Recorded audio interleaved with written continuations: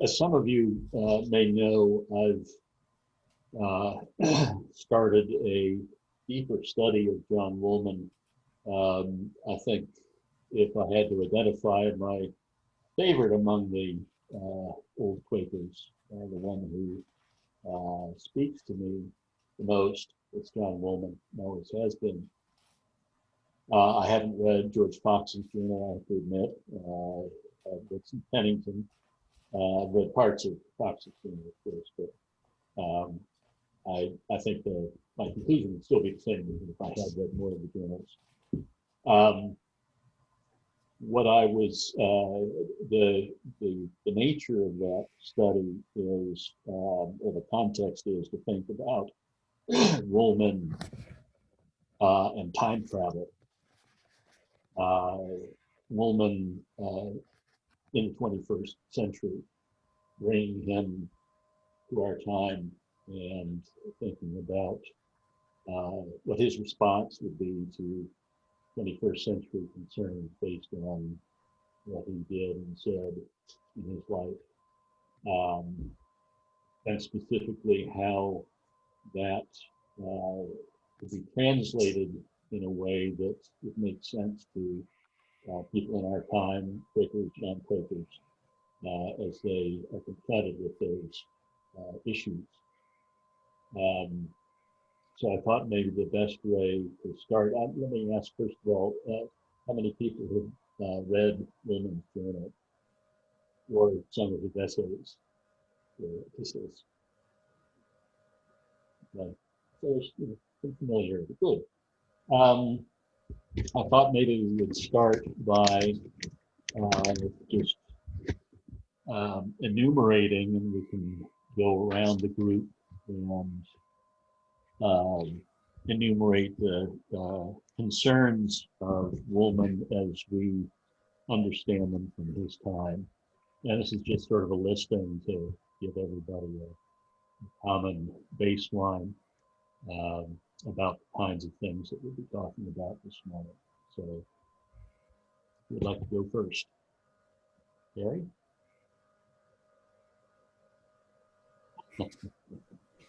Oh, I'm sorry. I was was distracted. What's the question?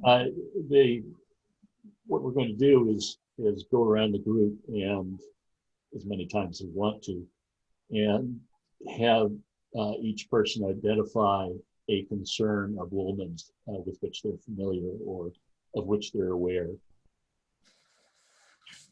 Yeah, well, the one that always, the Woolman quote, there are two Woolman quotes that always stick in my mind, but one of them is it goes something like this: friends, let us examine whether in these our possessions we may find the seeds of war.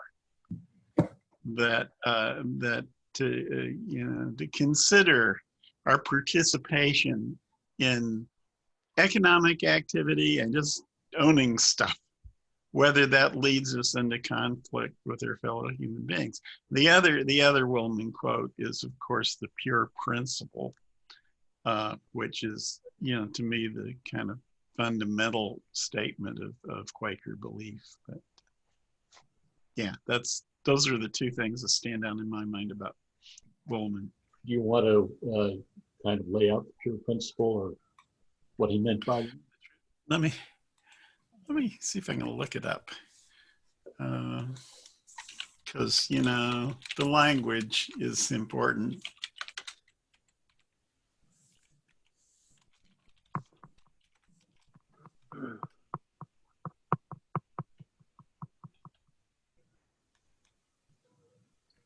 While Terry's looking it up, I'll just mention one more thing by way of background. My intent is to offer some Woolman-related forum topics to ARE over the next months and even years as I go through this, both to share what I'm seeing and how I'm understanding Woolman, but also to talk through some of the interpretations or some of the issues in greater depth that I come across in the course of this study. So in my mind, this is first of several that I'll offer up to ARE, and ARE would decide whether or not they're working.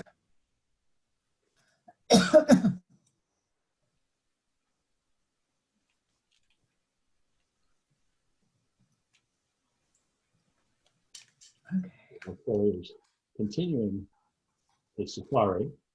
I did a Google search and I found it on austinquakers.org. Fancy that. I could have gone there first. Let's see. Pennington, Berkeley, Joan. Come on.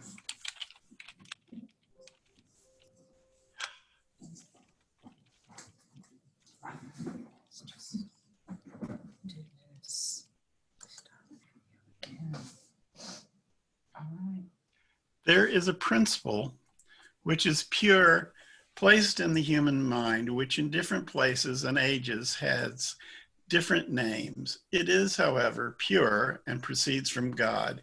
It is deep and inward, confined to no forms of religion, nor excluded from any, where the heart stands in perfect sincerity.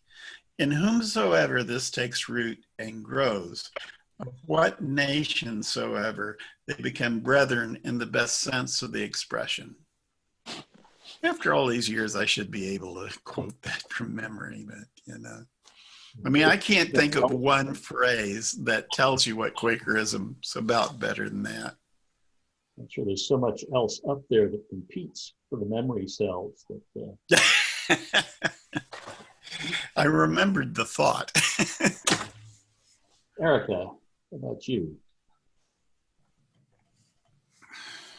Well, I was also remembering the one about the seeds of our possessions, because in the seeds of war in our possessions, because of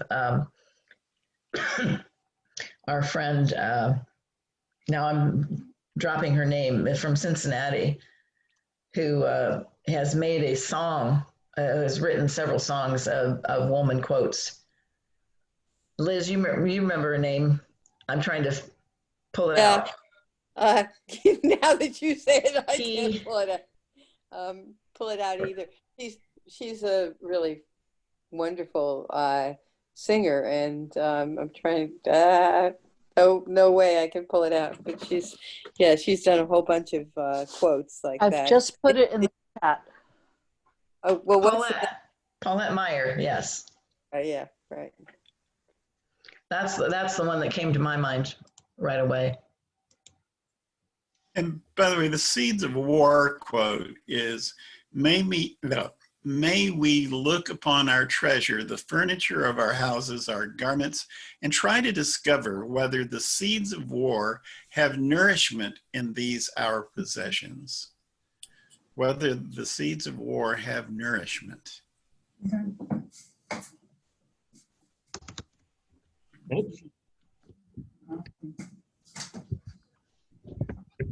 Any particular concern of Woolman's that sticks in your mind?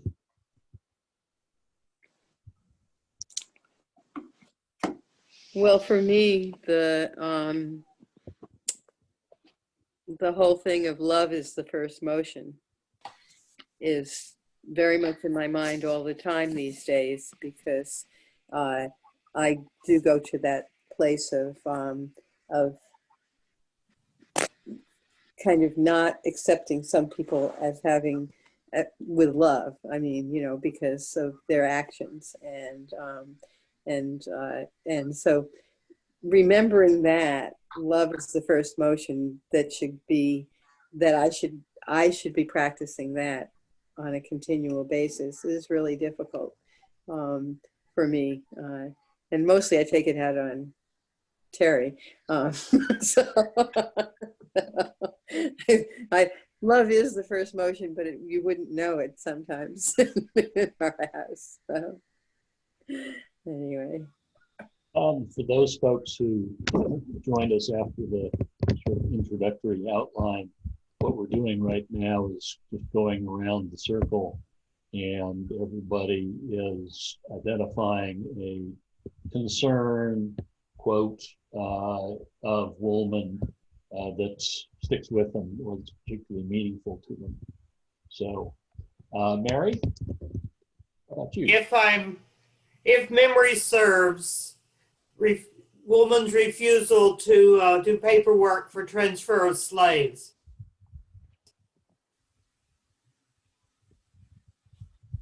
Tobin.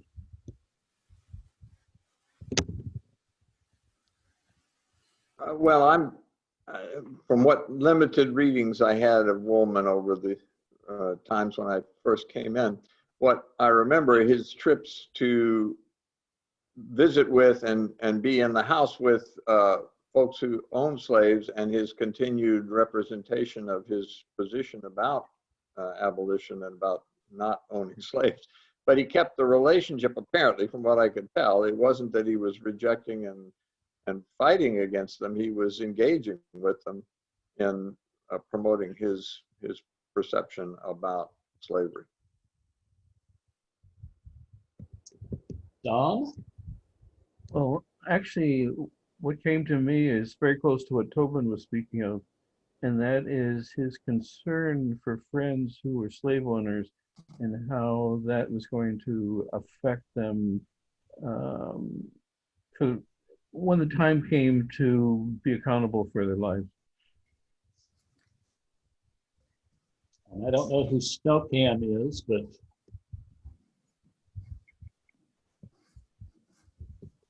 maybe it is just a camera. Is there somebody associated with Snowcam? That's no joke. Okay. I think Terry set that up just so we could see what's going on outside. Snow cam, yes. Didn't work very well. I thought folks might like to watch the snow. Yeah, it actually isn't snowing right now, or it's snowing very It looks fine. it looks like it from here. Yeah, fine snow. Yeah. It's snowing harder downstairs. Tricky.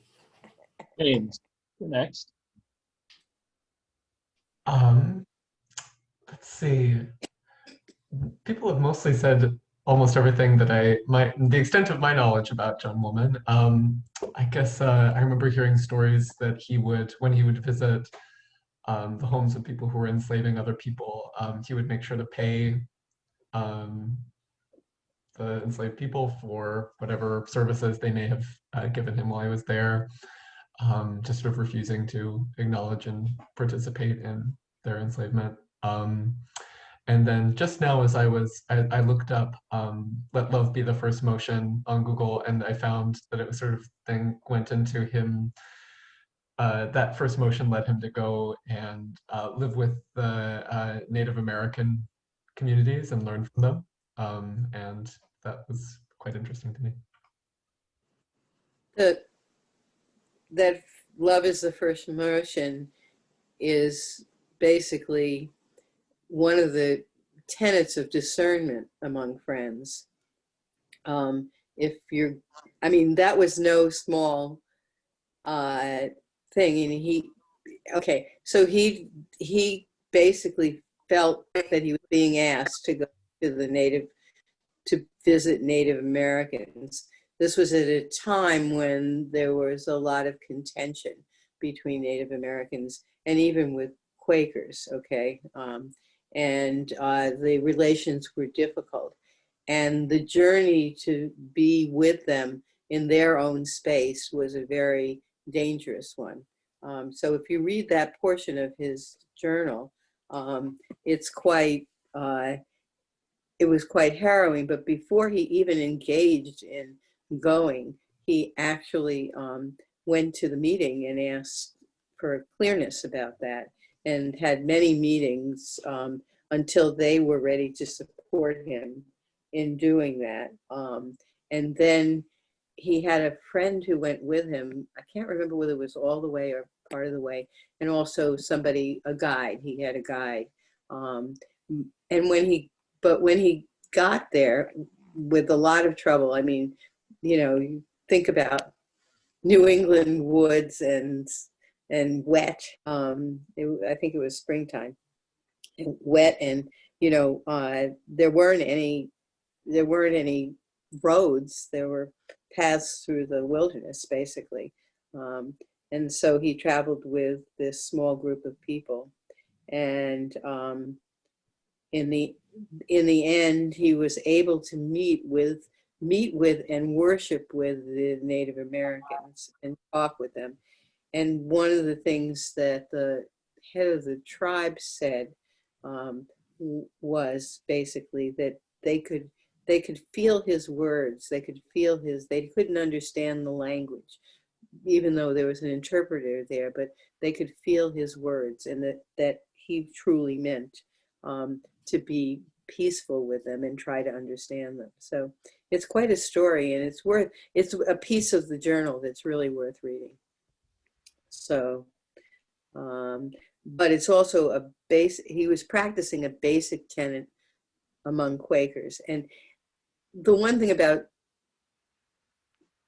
Woolman that has always been interesting to me is he never did anything outside of the Society of Friends. He challenged the Society of Friends, but not anybody in the wider world, basically. So that's something that, we don't live in a society like that anymore, but I think it limited somewhat but it was also a limiting factor for him. And he never did any travel without having the approval of the meeting. So sometimes he waited for years for that because they weren't quite sure. So. If I remember correctly, there was and it's probably in the journal, there's a quote of, I think it was probably of the leader of the Native American community in Wyalusing, with whom he met. And the quote goes something like, I like to hear where the words come from. So clearly there was a feeling that these were Woolman's words, but they were not. They were the words of something above and beyond Woolman. That's a very striking quote to me. The other thought that comes to me now as I'm thinking back was the incredible agitation and disruption in his own inner life as he struggled with these issues. That it was not like, well, he finally just made a decision and went forward. He was just racked with indecision and frustration and uncertainty and doubt and regret and all that, which he writes about very intensely as a motivation. The other thought that came to mind was perhaps another way, a more contemporary way of saying it, is that the silence is strong in this one. That's good. Yeah, I think, it's important to realize this is not an intellectual struggle, it's a spiritual one. He's waiting for God. He's carrying out a dialogue with God, and that's where all this tension comes from. What does God and all these human beings have to tell me? I mean, if I could do the love is first motion quote real quick, it's love was the first motion, and then a concern to spend some time among the Indians, that I might feel and understand their life and the spirit they live in. If happily I might receive some instruction from them, or they be in any degree helped forward by my following the leadings of truth, capital T, among them. And the thing about Woolman is that he just didn't pop up and philosophize. Everything he said derived from some real specific experience. And that again and again, I'm impressed with that. This other little footnote here. It also comes up that his concern extended beyond human beings. He was concerned about animals. Never put animals ahead of human beings. I don't want to. But in all of his travels, he was concerned that the horses be be humanely taken care of, that sort of thing. So his concern for all of creation really comes up again and again. Wow. Well, a couple of things. That there is a song in our hymn book about John Woolman, and it includes some of what has been mentioned, and also the story that he told in his journal about when, as a boy, he had, I think, used a slingshot, but I'm not sure quite what method. He killed a mother bird, and then he realized that there were baby birds in her nest, and he had to kill them too because they would suffer terribly not having a mother to feed them. And he did.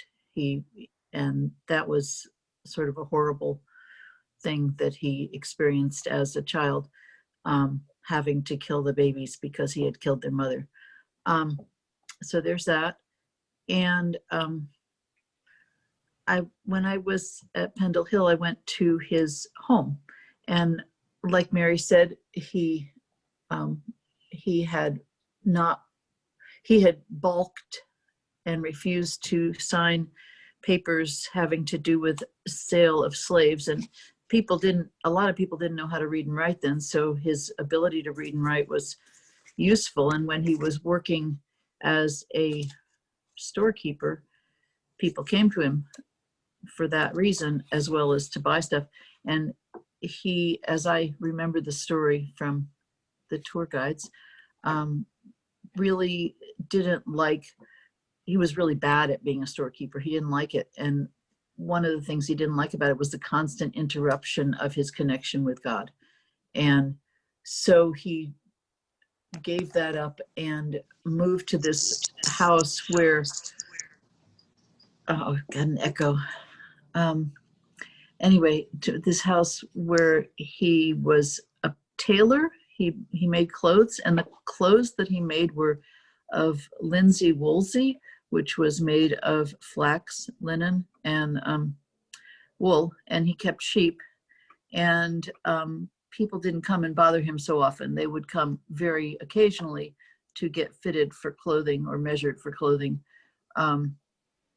I don't know if he actually wove the cloth himself, but I do know that he himself would not wear anything that had been dyed with indigo or anything made of cotton, because those two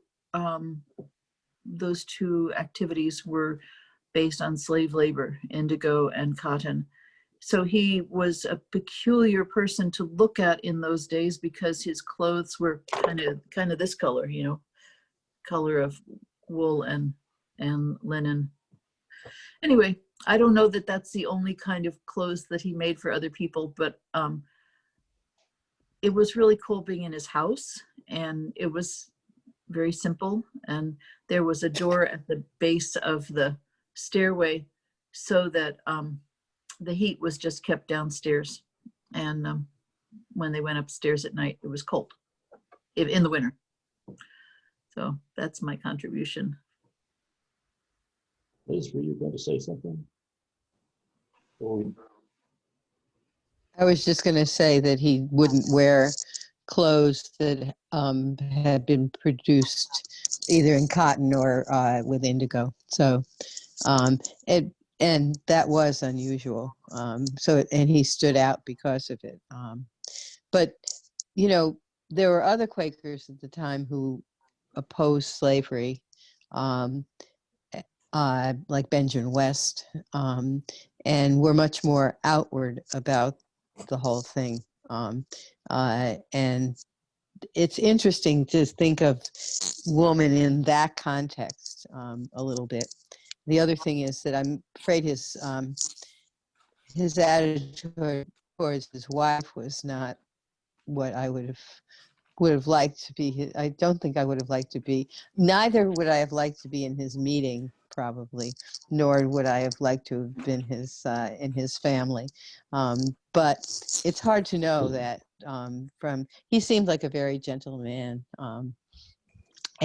But he did you know, he pretty much wasn't home much, and didn't take care of the meeting. Took care of his family, which was part of his getting permission to travel from the meeting. Was the agreement that they would take care of his family, which at that point was really important, because you know there was a lot to do to run a family. So that's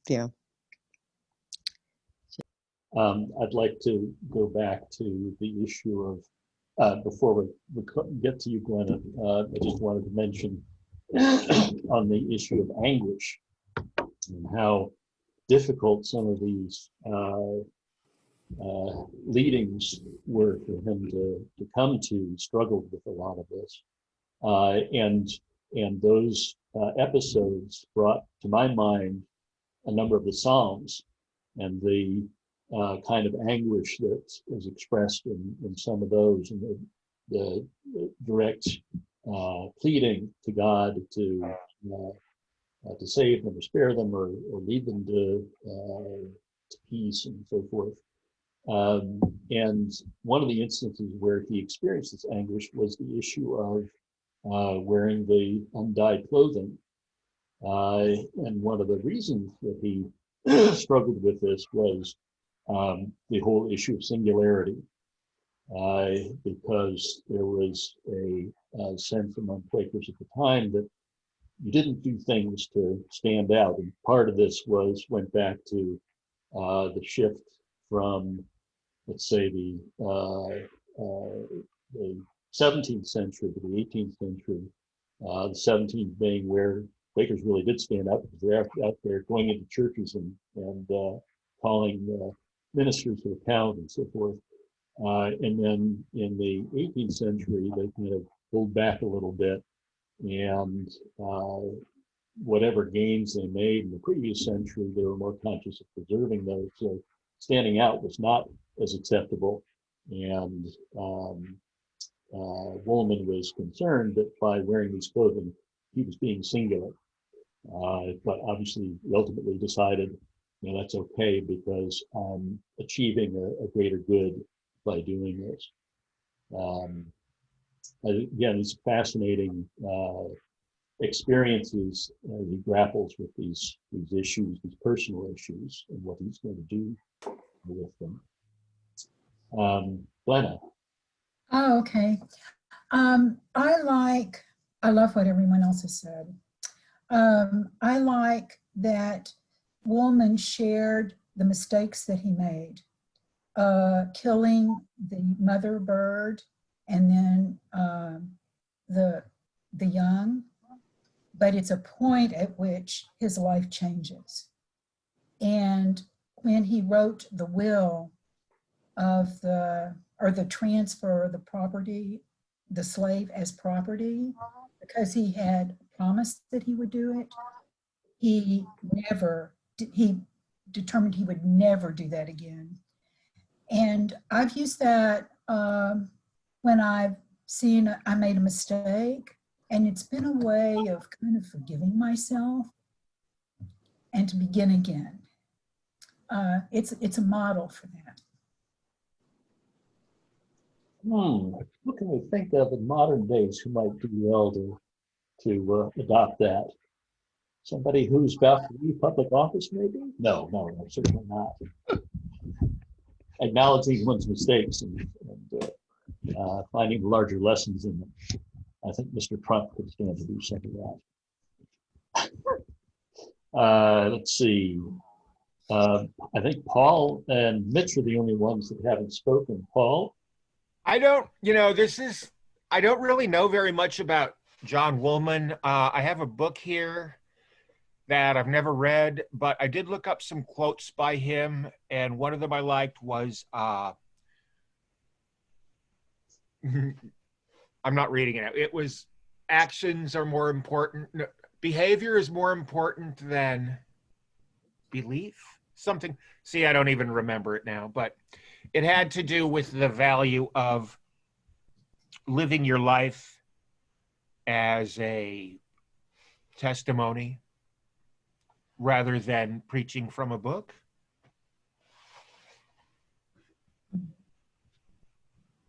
what's always amazed me about Woolman is like it, like an Old Testament prophet.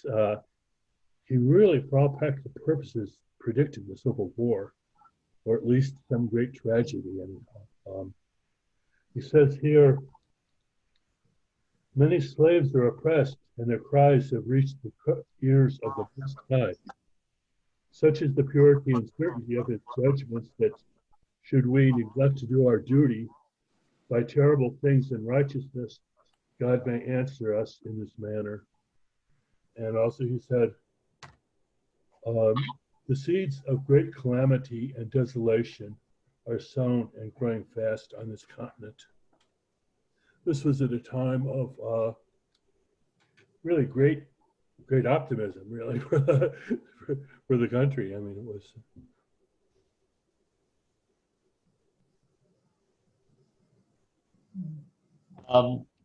Yeah, has everybody had a chance to speak? Is there anything else that somebody wants to add that has come to mind since they originally spoke? I want at this point, before we go on to the next segment, just read the query, which you'll find in the chat section. I didn't want to put it up on the screen because then people wouldn't be able to see each other. The query is, how might you use John Woolman's life and words in letting your own life speak and encouraging others to do the same? So sort of Can you that, put that up again, Julian? Because I came in late and it isn't in my chat. Okay. If you come in later, you don't get what was put up earlier. Yeah, let me see if I can just copy them. Just copy it. Yeah. Yes. Thank you. Okay, sure. I didn't realize that things went away or you didn't have access to them. No, Zoom doesn't allow, you have to be there in the chat. Thank you. All right, there's the query in writing for those who prefer to read rather than hear, or both.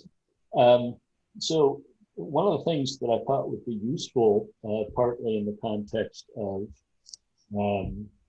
my project of looking more deeply at Woolman and the time travel element, is to put ourselves back into Woolman's time and identify a 21st century issue or problem and its 18th century counterpart that Woolman would have been dealing with. So it's sort of a backward way of thinking about this, rather than taking one of Woolman's concerns, say slavery, and what's the 21st century counterpart. What are some of the things that we're concerned about as 21st century Quakers? And if we look back at Woolman's life, where do we see parallels? So if something comes to mind immediately for someone, please put it out there. I think I'll just start out with this one, and it goes back to some of the previous discussion.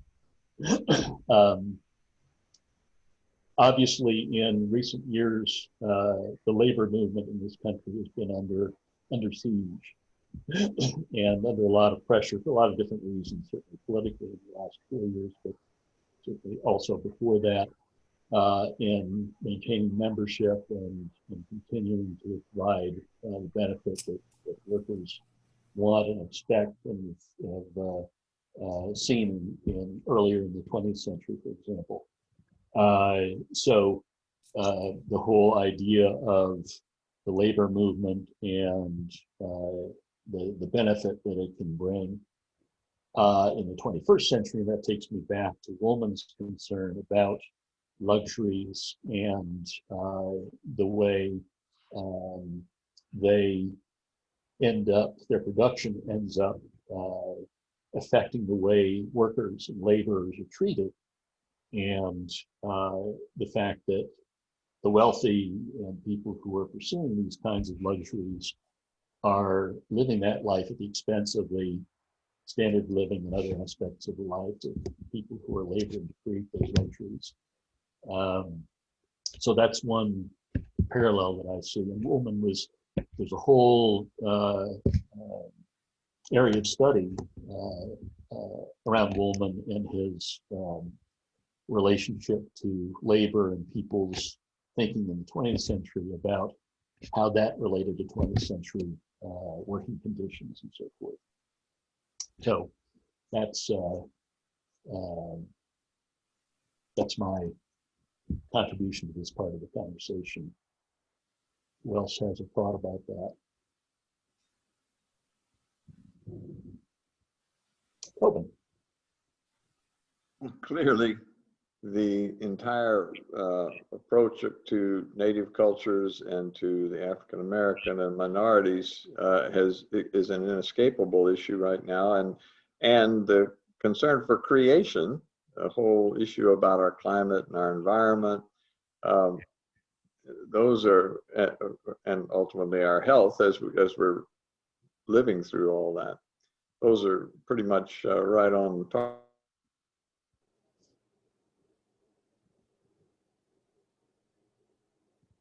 Others.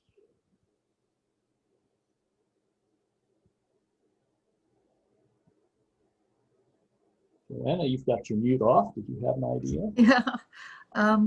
Well, the first thing that came to mind was, there is actually slavery going on right now. It's not legal slavery like it was during Woolman's time. It's illegal slavery, and a lot of it is work related, and a lot of that work is sex trade related. And there are some organizations here in the Austin area and in the Houston area that are helping people who have been thus entrapped. They're not Quaker organizations. They are, I believe, all Christian organizations. And Houston is one of the worst hubs of this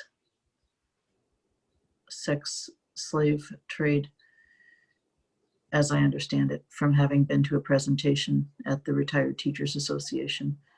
So, what can we as Quakers contribute to that? Anything we do as Quakers, but if we do something as a group, then it's more labeled as Quakers. That's what came to mind. Do people think it's unreasonable to consider the combination of minimum wage, crushing student debt, and inequities in pay as modern manifestations of modern slavery? This is not intended as a pat on the back and let's just let it go, but I think we as a meeting can feel pleased to have contributed to what became the Workers' Defense Project, self-sustaining, and actually they used to rent space for us for free in exchange for doing some work around the place.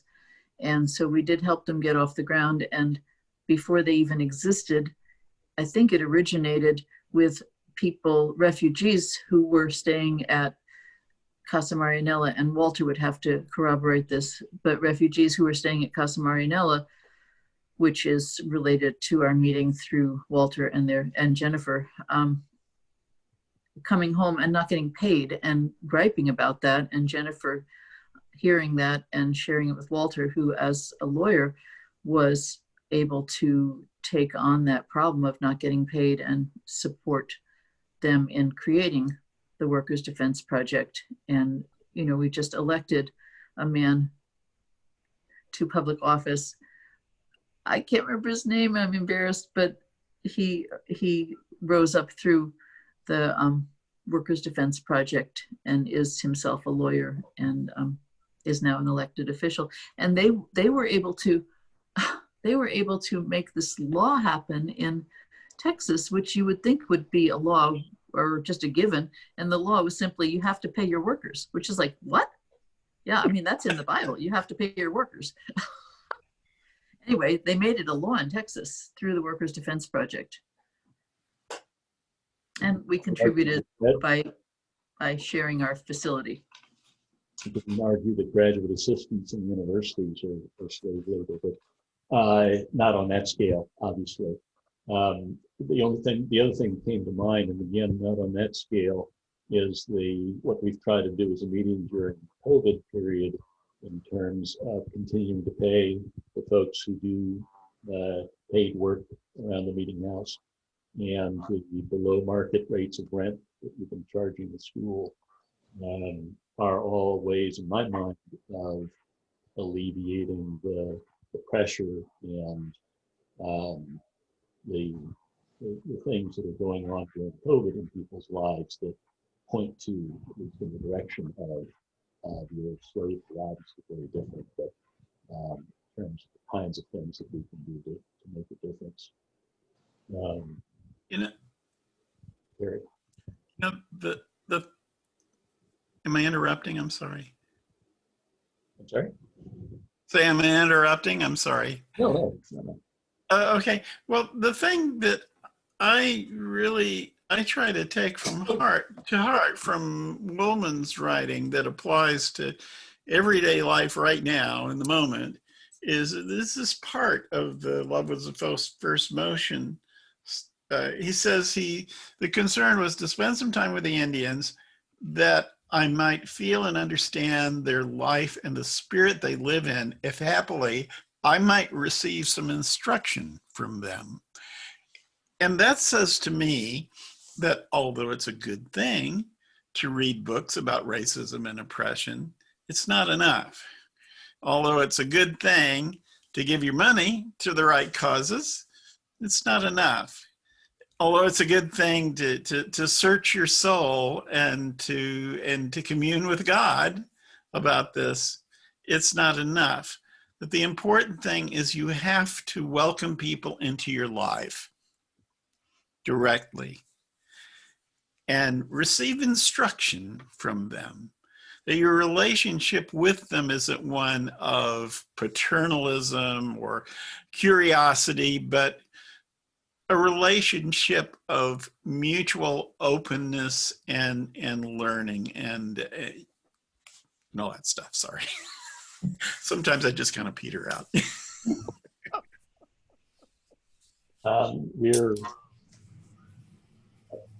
I'm just going to say, Liv, we're about 4 minutes out from 10 up, and the plan was to try to stop at that point with a little silence, then people can have a little break before worship. Liz, you were. Well, I think one of the things is that I feel I get from Woolman is that sense that that action, that I show my beliefs in, not in what I say, but what I do. And I think that's been said already. But for me, that's really important, both as an individual and a member of groups. And that the truth is that that's what makes my and that I need to be careful that what I do and also what I say has been that I've struggled with it, as opposed to just blurting it out and just getting so heavily involved in one particular thought that I can't see how other people are I can't listen to other people. It's really important, I think, what Terry just said, is that we need to be in a position of listening as Quakers more than we're in a position of telling. So, Lana, did I see? Oh, Tobin. Just quickly, those last themes brought to mind a poem that I just put in the chat for consideration about coming from recognizing where we're coming from and what we need to do to expand our sense of reality. So that's just a thought that occurred. I'll share that. I don't see it, Tobin.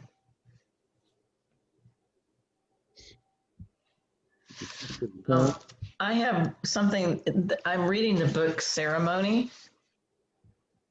Right now, I don't know if anyone else has read it, but we're talking about context. The word he chose to express fragile was filled with intricacies of a continuing process and with strength inherent in a spider web across paths through sandhills where early in the morning the sun becomes entangled in each filament of the web. It took a long time to explain the fragility and intricacy because no word exists alone. And the reason for choosing each word had to be explained with a story about why it must be said this certain way. All of our words are in context, and so we have to pay close attention to the context as well as the specific word.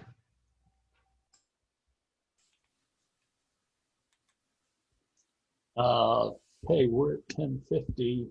Anybody have one last thing to say before I wrap things up and we go to silence? I'd like to get Tobin's poem. Tobin, are you sure you directed the message to everyone? It's up, man.